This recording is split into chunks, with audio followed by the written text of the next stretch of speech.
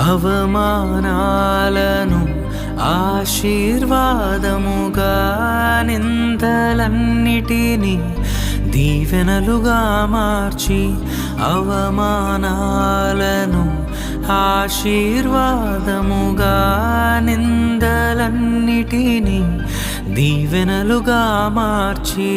నేను వేసే ప్రతి అడుగులో నీవే నా దీపమై, నేను వేసే ప్రతి అడుగులో నీవే నా దీపమై,